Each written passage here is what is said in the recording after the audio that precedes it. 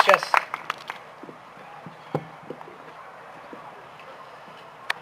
Dr. Jorgensen, Dr. Huffer, Dr. Edu, Dr. Yao, Dr. Sheikh, Dr. Parente, Dr. Crumley, Dr. Van Hurley, Dr. Polkinghorn, Dr. Corp.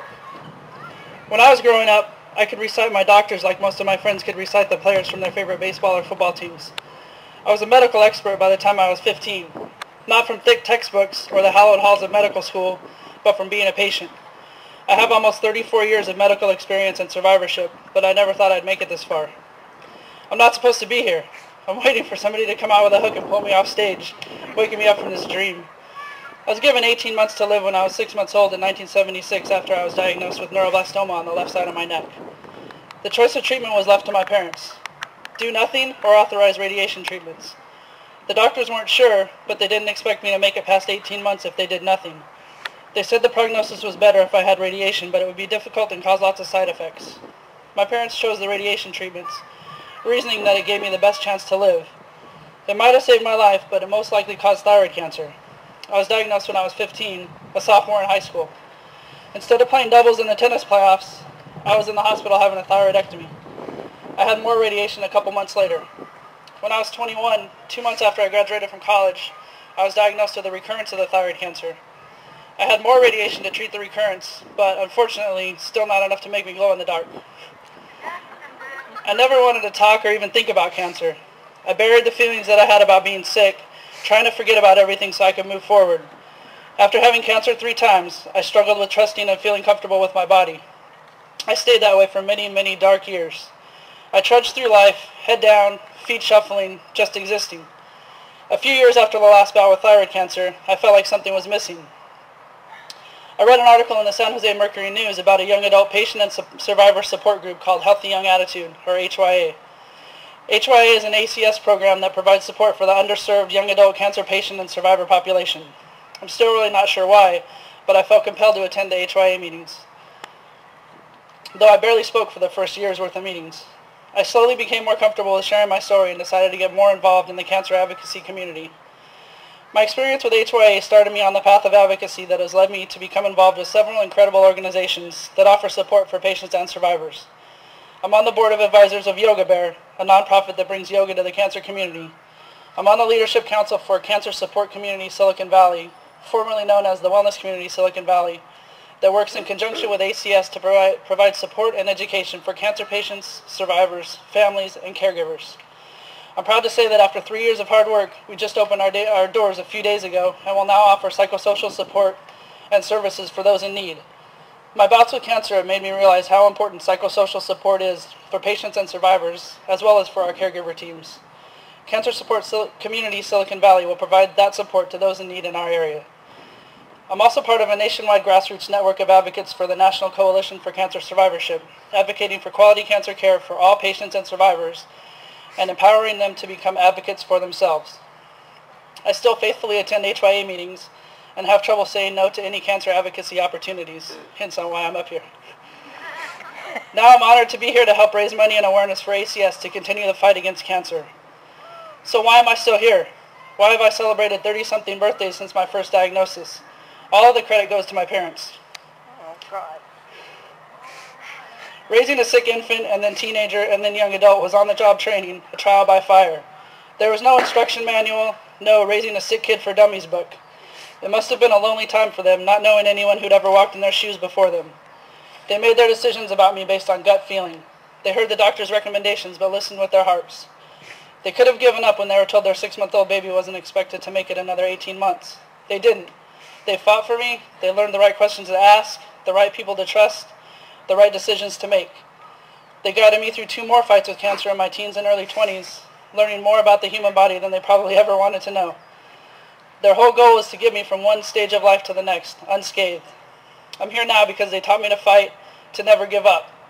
How can I repay them? Pop says it's not necessary, that they did it because they loved me, but I racked my brain trying to figure out something I could do. And then it finally hit me. Everything I do, writing, advocacy, volunteering, trying to get my foot in as many doors of the cancer world as possible, is to honor them. I can't buy Pops a fishing boat. I can't buy a green Corvette for Mom. They won't let me give back to them, so I have to give back for them. I have to work as hard as I possibly can so that parents with sick kids know they can get through it, so that childhood and young adult survivors know that they are not alone, so that caregivers and families know how important they are to patients. That's the only way I know to thank my parents. Thanks. My parents gave me the tools to be able to ask my own questions now. Sometimes when I'm stumped about a decision, I call Mom and I lay out the scenario, but she never tells me what to do. She always says, if you're calling me with the choices, you already know which one to make. I'll gladly rent out our services if anybody needs them. Just talk to me later. Take what I've learned from my parents for yourselves. Become your own advocate. Ask questions. Bring a notepad or voice recorder to your appointments so that you don't miss anything. Get a second opinion and get a third opinion. Stay on top of your treatment. Make sure you get a written treatment summary so that you know the specifics of your chemotherapy and our radiation treatment regimens. But don't limit your self-advocacy to the time you're in treatment. Keep it up through the months, years, and hopefully decades after your treatment is over. Make sure you have a long-term care plan so that you can be aware of the side effects that may pop up years after your treatment has ended. Stay vigilant about taking care of and listening to your body. Monitor your social and emotional needs too. It's quite a shock to get back to a normal life after being in treatment, so issues like anxiety and depression can arise as you make that transition. This is normal, but don't let the negative emotions take over your life. What can survivors do to give back and help patients and other survivors as they travel down the cancer pathway? Get involved. Speak out if you're comfortable and share your story with other patients and other survivors.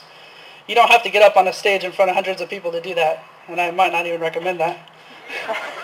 You can do it one-on-one in the waiting room of a doctor's office, in a support group, or through one of the nonprofits that match up survivors with patients to provide support and guidance through treatment and survivorship. Everybody's cancer journey is different, and there's much to learn not only from our experiences, but those of our caregivers and loved ones. Patients, survivors, family members, and caregivers are bonded in the darkness of the disease, but together we can find the light and help everybody celebrate more birthdays.